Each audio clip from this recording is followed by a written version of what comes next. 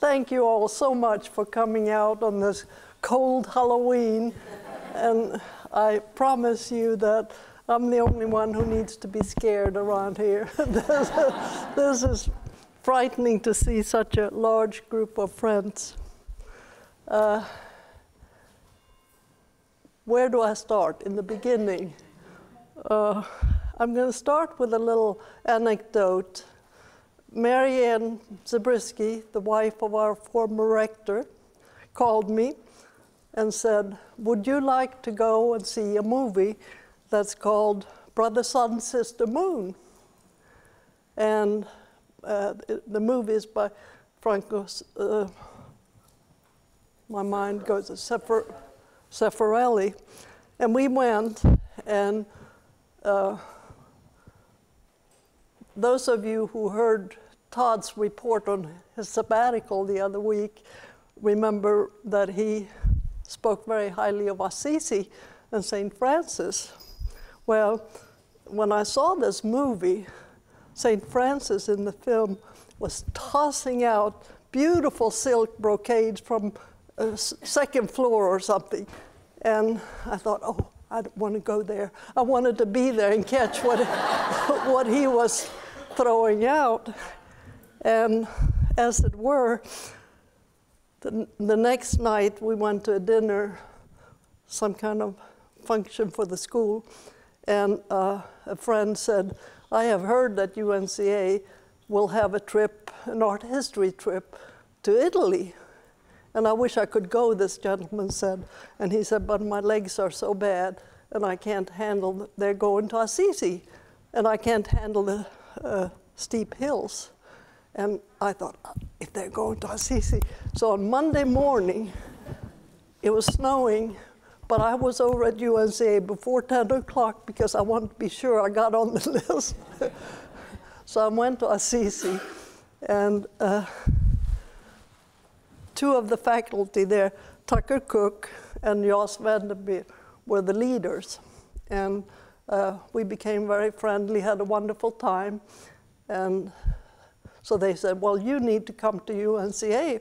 So I came back and said, well, I need art history because I need to learn about symbols. I don't know anything about this. So I'll learn all about symbols. Well, I didn't, but 10 years later, I had a BFA in painting. And meanwhile, I had started all this. We have hung the banners in some kind of chronological order, not order by liturgical season this time.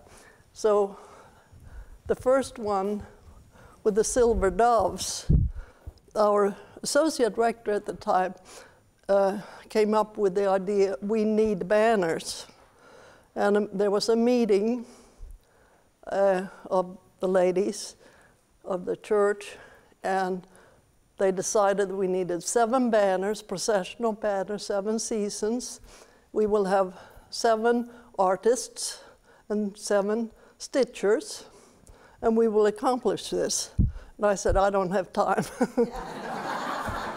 I have work to do. And so I said, if I have time, I want to do it on my own time, but no helper. And I'll do a patronal banner for All Souls, for All Saints' Day, or whatever. And the time rolled around, and I thought, oh, it's coming up soon, I better do it. So I did this banner, and in the English-British cycle of what have you, there is an All Souls symbol, and we only have All Saints here, so we kind of bundle it together, and that's the one. In England it says that it's 4 silver doves on a black background, and I said for a patronal banner, have it all black, that would be too gloomy. So the black cross is the shape of our processional cross with the doves coming. And the next one is Epiphany. to make manifest, to make visible to the world. And I always say that vision and light and color are interdependent. Vision is what you come with. You have the vision. And the light is represented by the star. And color is the background. And I've done it as a color wheel, and the squares represent the whole world. And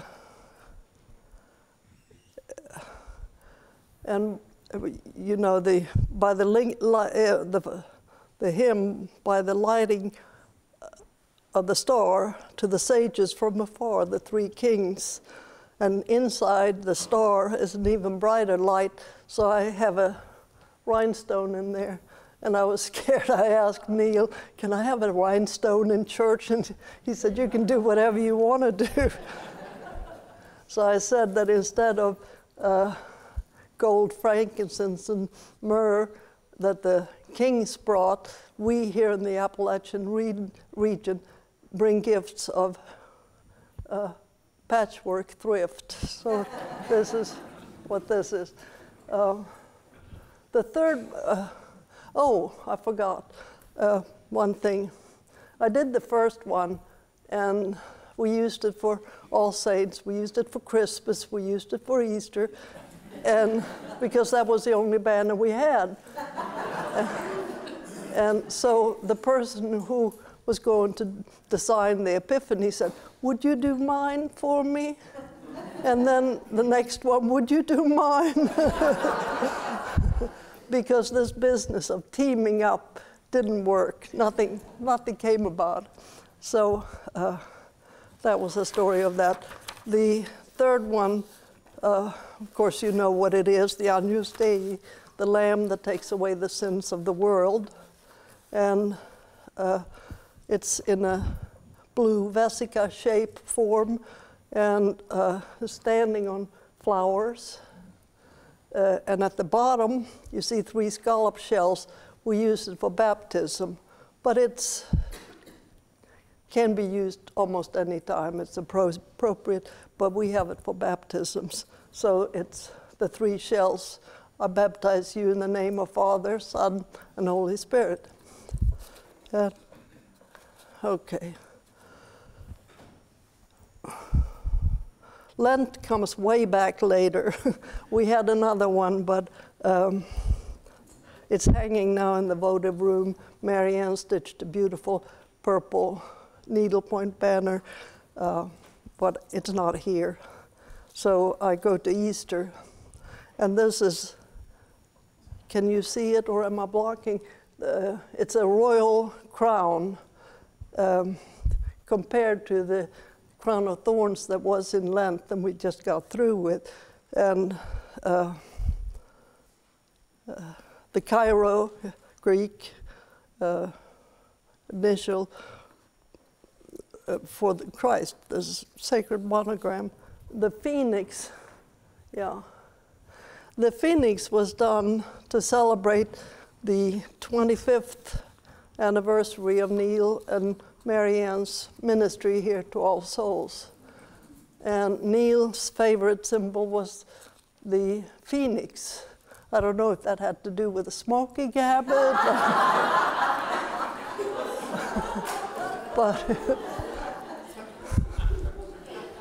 but we gave them this as a surprise.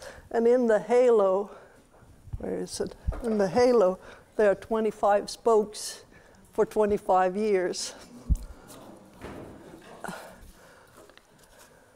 And all the way from Phoenix, we go to Christmas, the red. It's a red brocade that's called Rose and Crown, and it's a traditional liturgical fabric, and the same fabric was used in our frontal, festival white frontal.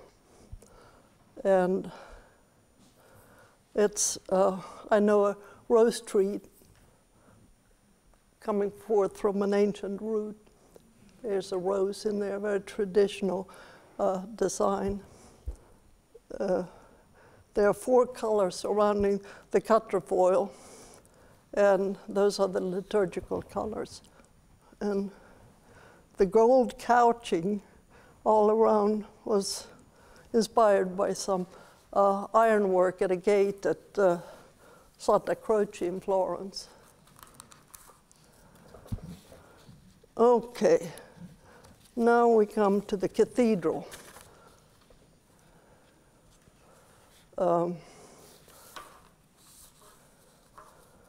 When we maybe were to become a cathedral in 1995, is that right? It's about right.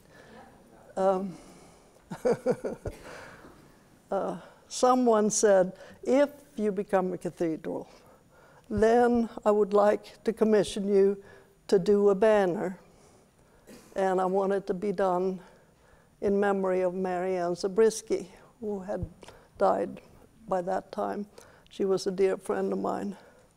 And so this came about.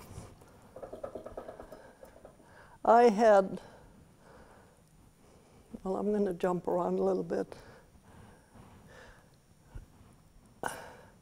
I had done a banner for another church, and they wanted a blue banner, and I was looking all over my workroom, and I have lots and lots of fabric, and I was looking for some blue color, and nothing was right.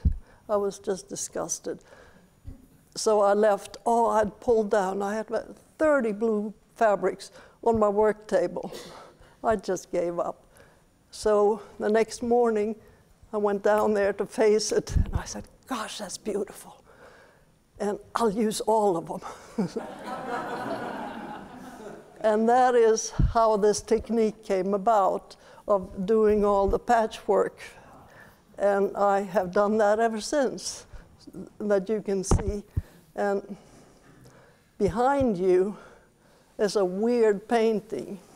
When you get closer, particularly in the lower left and upper right corner, you can see cross-hatching.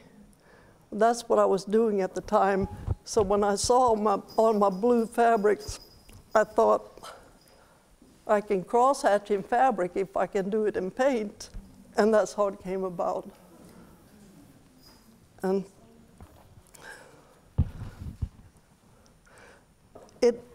you can recognize the All Souls cross that is on top of our church. That is pretty much the logo of the church. Was designed by Marianne, so that's in reference to her. And otherwise, the banner reads that All Souls opens the door and welcomes the diocese. So you have the road going up, and then the gates open, and you have the diocesan seal inside the gates. And then there's some sheep down there. Marianne and I had a little thing about sheep. We gave each other sheep for any occasion. So a little lamb thing, so that's what that is all about. For the centennial in 1996, so just a short time after we became a cathedral, there was a theme for the whole celebration. There was, as we were, as we are, and as we always shall be.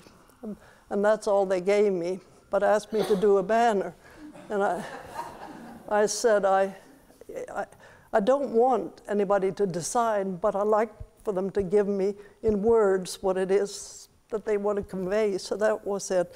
And reading from the bottom, as we were, there's a peacock feathers there.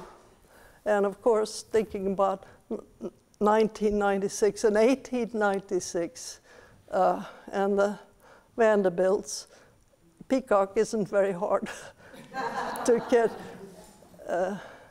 Symbols have two meanings very often, maybe always a negative and a positive. So a peacock is a resurrection symbol. If you want to think of the peacock growing even more beautiful feathers when it loses. And you can also think of it as vanity. And I think, all due respect to the Vanderbilts, there was some vanity in that.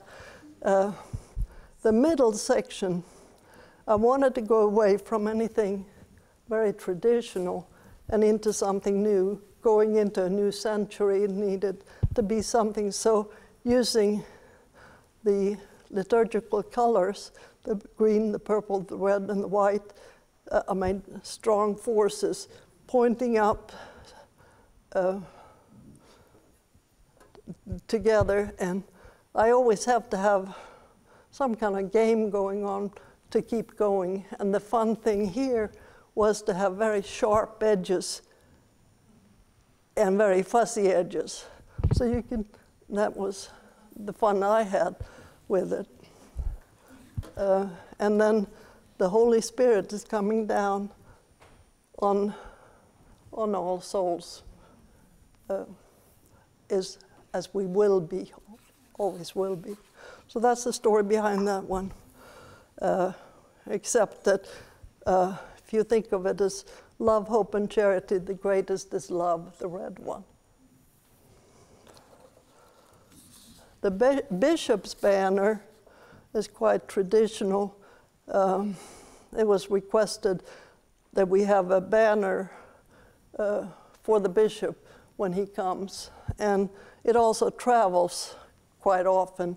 And I have written the Cathedral of All Souls there. It's in reverse applique. You can look at it later. And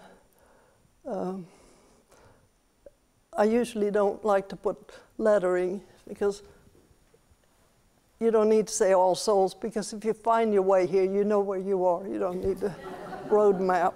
And so, but in this case, since it goes with the bishop, it is labeled with the name.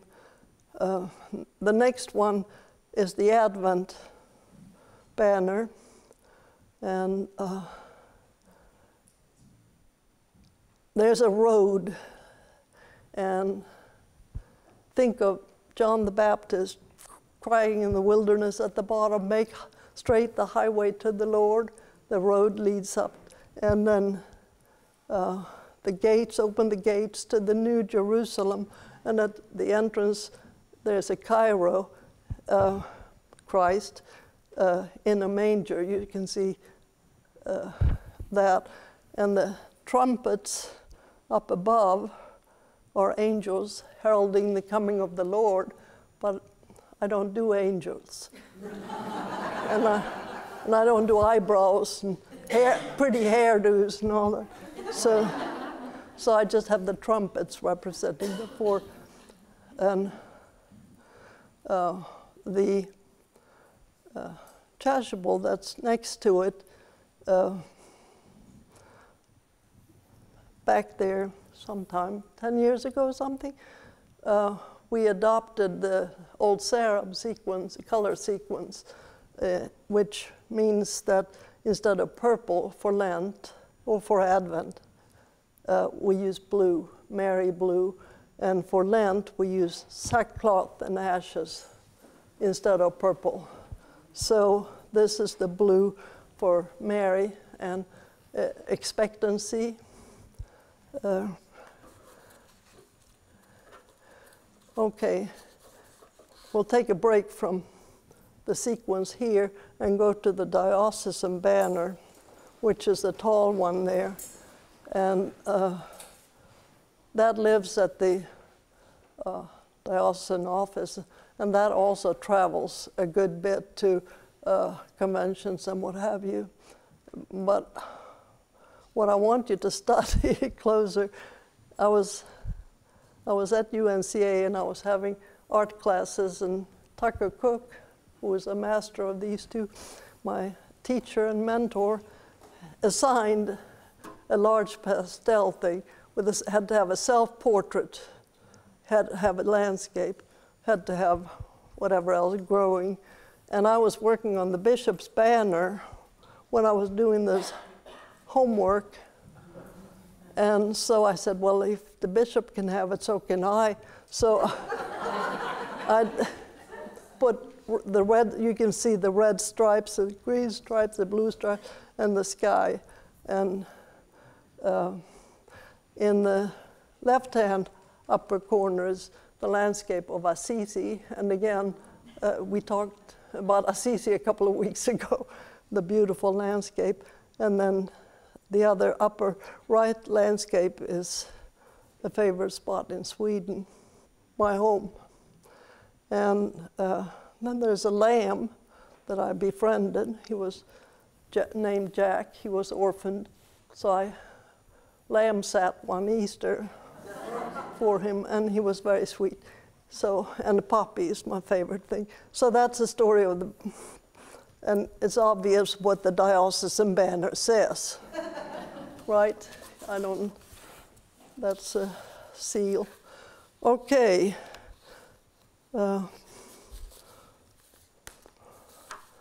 What else? Oh, we're up to Lent. Lent is the 3 crosses. The white cross, of course, is the cross that Christ was crucified on. The 2 crosses are the 2 thieves, and you can see how I have diffused them there in the background. They're not very important. So the importance is on the white cross, and instead of a traditional crown of thorns, I just have this angry branch, a nasty, thorny branch. And see the hills of Calvary, and then at the bottom are the 3 Marys mourning. And when you sit in the pew, it's meant that they are sitting in the front pew and you are seeing the same proceedings as they are seeing. And so that's about it on that one. Thank you, Bill. You might do the same on the next if it cooperates.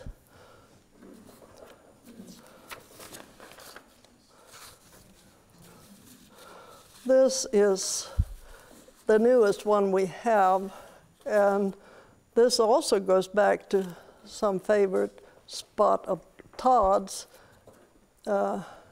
Coventry Cathedral in England, and he has been there and taken students there, etc. But it's the Cross of Nails. Coventry was bombed during World War II by the Germans, Dresden, and the nails have become a symbol of justice, peace, and reconciliation, because good things came out of that horrible happening in Coventry. So there's a community of the Cross of Nails that is worldwide, and that's the reconciliation community. And so you see the chaos from the at the bottom there, and then it goes up, and there's hope coming from the cross to the Lamb. And so that's the banners. That's it. Thank you.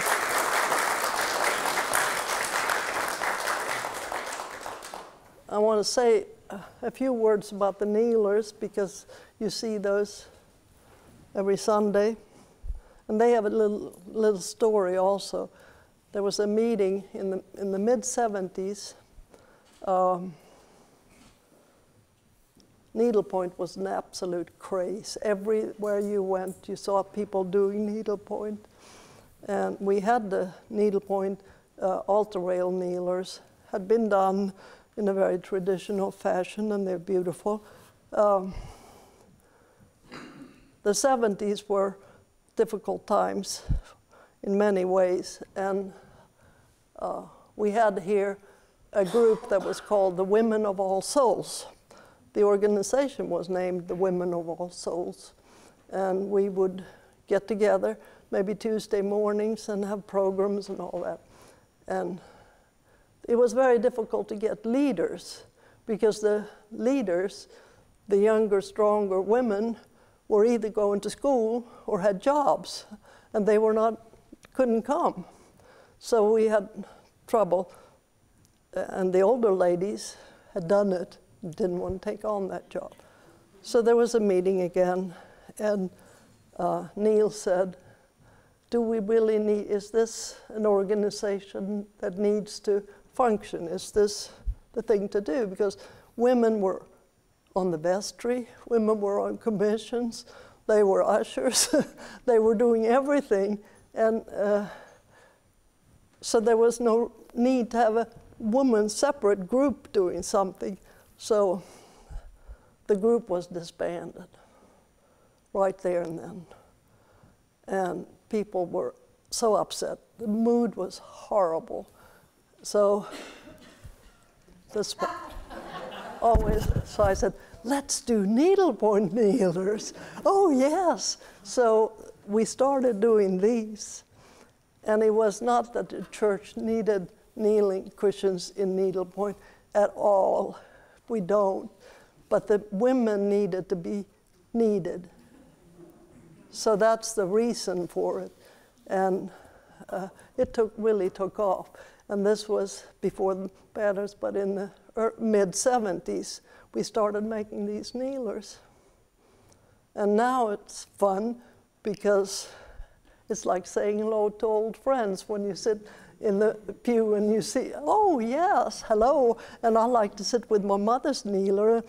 When I get a chance to, I say, hi, Mom. And so it has, I don't need to talk much about each of them, but some are beautiful, some are really magnificent workmanship, others are klutzy, and some are ugly. But it doesn't matter. But the thing is that the kneelers are as unique as the people who sit in the pews. And a lot of churches have very organized, nice, similar, but that's task making. And this is something else. And I want to say also that the church has not spent one penny so far on those 100+ kneelers we now have. So they are all gifts.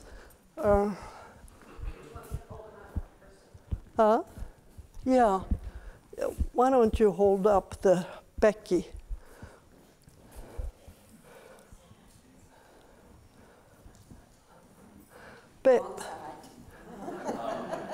I'll address that. This is just an example. It's very dear to me because Becky Saunders was such a wonderful person, and she died tragically a number of years ago. She was blind. She had, what do you call them, working dogs, Yahtzee, and what's the other one? I forgot the name. Not sure. 2 dogs, one at a time. And she was a reader, so she read in Braille. She would go up to the lectern, and so her hands, of course, were very important. That's what it means. This is Becky's hand and the lectern, and it says, this is her favorite quote, feed my sheep. And then this is her year of birth and her death, and this just says Becky Stallings. And this are done in French knots, so you can feel them. You can read the Braille in them. And Tom, Leader, is that his name? Tom helped me with the Braille. And these, her dogs, there's a paw and a sheep and a paw and a bone. So these things, we don't have to talk about all of them. You can look at them and see, but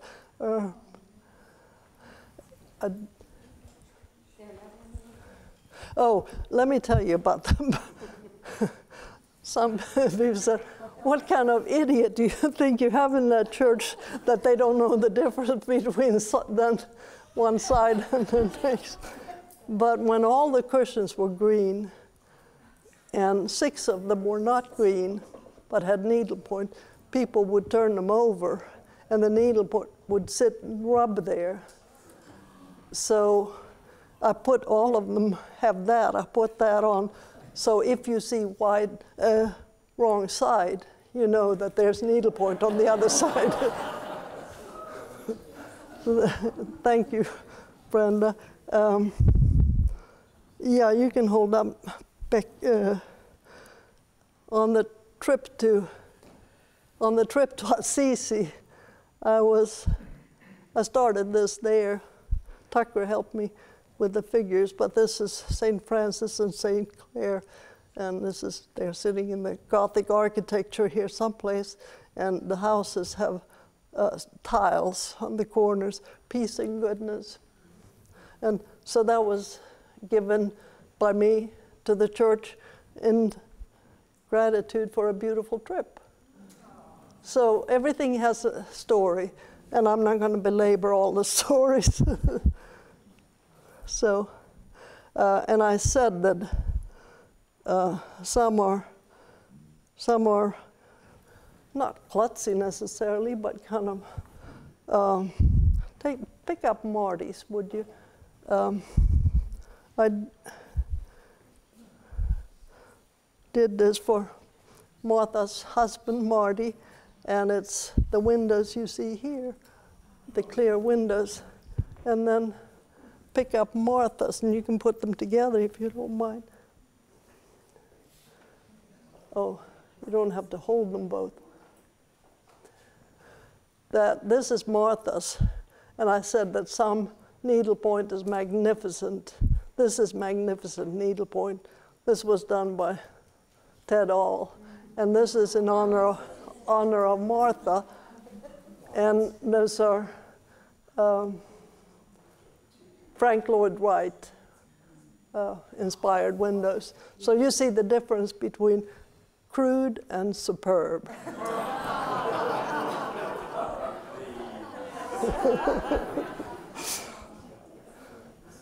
Well, if you haven't, I haven't really talked about vestments. We have them hanging here, and you wouldn't know that some of these, that's too funny.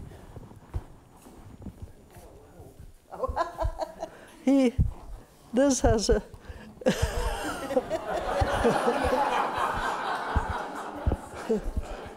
Banks lent us mannequins that was very gracious, generous of them, but they said it takes so long to dress them, so can we bring them so they have suits underneath, which was kind of funny. Yeah, I think, vestments. So of course the chasubles are used by the presiding clergy, and the blue for Advent and Lent, and this is for Holy Week, and this is green for ordinary times or Epiphany and the whole long Trinity season. Those are the colors. I'll tell another little anecdote. My late husband was, when we married, he was very involved in Little Theater.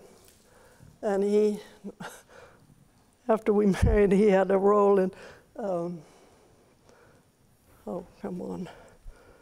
The Importance of Being Earnest. And he wanted me to make him these fancy dressing gowns with smoking jackets. So he was parading as in this, and I did. I made him some outrageous things to wear. And then it became a joke that any time I had made a banner, he said, "Would you make me a dressing gown like that?" So then he died, and the clergy were just so nice and sweet and helpful and kind to me. And after that, I made the white chasuble here because we didn't have a white one. And now it gives me great pleasure because the white chasuble is worn for festive occasions. The bishop wears it when he comes, weddings, Easter, Christmas, the white. And every time it comes down, I say, hello there. This is the I made you a dressing gown. So if you have questions, please pop them.